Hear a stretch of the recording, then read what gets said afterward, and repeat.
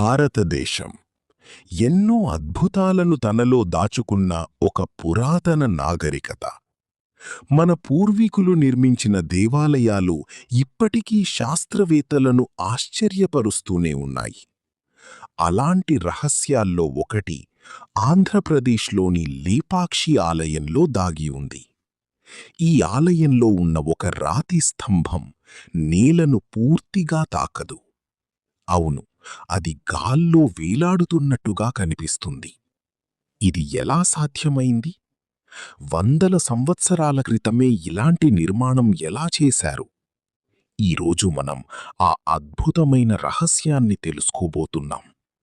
లేపాక్షి ఆలయం ఆంధ్రప్రదేశ్లోని శ్రీ సత్యసాయి జిల్లాలో ఉంది.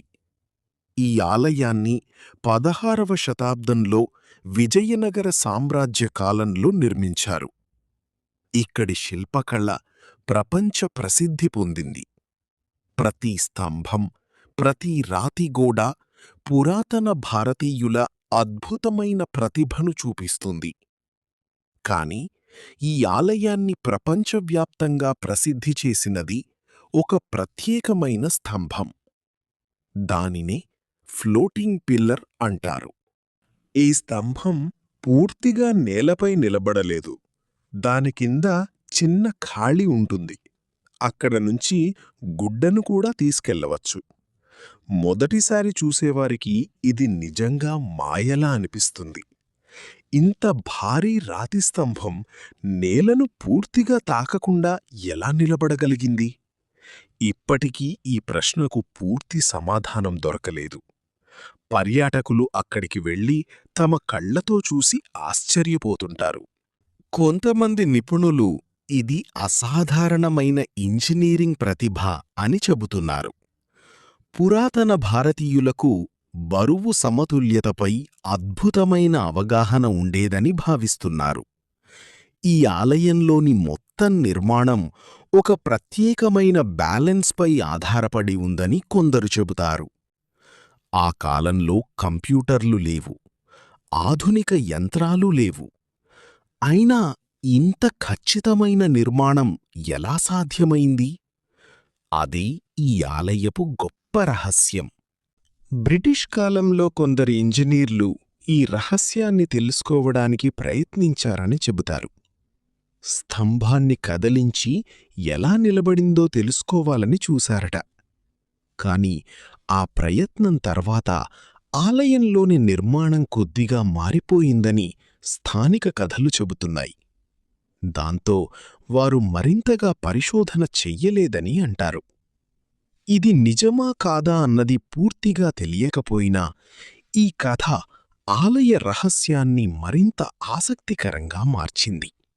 చాలామంది భక్తులు ఈ స్తంభాన్ని దైవశక్తిగా భావిస్తారు.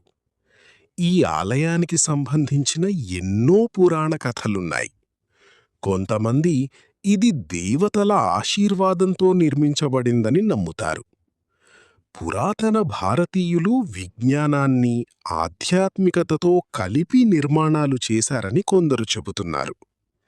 ఈ ఆలయంలోకి వెళ్ళినప్పుడు ఒక ప్రత్యేకమైన ప్రశాంతత అనిపిస్తుందని చాలామంది చెబుతారు. శాస్త్రవేత్తలు మాత్రం దీనికి శాస్త్రీయ కారణాలు ఉండవచ్చని చెబుతున్నారు. స్తంభం పైభాగం మొత్తం నిర్మాణ బరువును సమతుల్యం చేస్తోందని కొందరు భావిస్తున్నారు.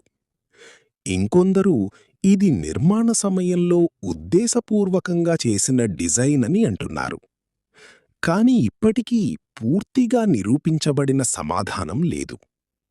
అందుకే లేపాక్షి రహస్యం ఇంకా ప్రపంచాన్ని ఆకర్షిస్తోంది. లేపాక్షి ఆలయం కేవలం ఒక రహస్యం మాత్రమే కాదు, ఇది భారతీయ కళా సంపదకు ఒక అద్భుతమైన ఉదాహరణ.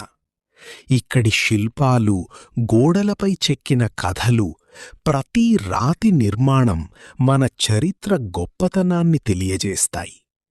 శతాబ్దాలు గడిచినా ఈ ఆలయం ఇప్పటికీ గర్వంగా నిలబడి ఉంది. లేపాక్షి ఆలయంలోని గాల్లో వేలాడే స్తంభం, ఇది కేవలం ఒక నిర్మాణ అద్భుతమా? లేక మన పూర్వీకుల మరచిపోయిన విజ్ఞానానికి ఒక గుర్తు? ఆ రహస్యం ఇప్పటికీ అలాగే ఉంది. మీరీ ఆలయాన్ని సందర్శించాలనుకుంటున్నారా? మీ అభిప్రాయాన్ని కామెంట్స్లో తప్పకుండా చెప్పండి. ఇలాంటి మరిన్ని ఆసక్తికరమైన రహస్యాల కోసం మా ఛానల్ను సబ్స్క్రైబ్ చేయండి. మళ్ళీ కలుద్దాం మరో అద్భుతమైన కథతో.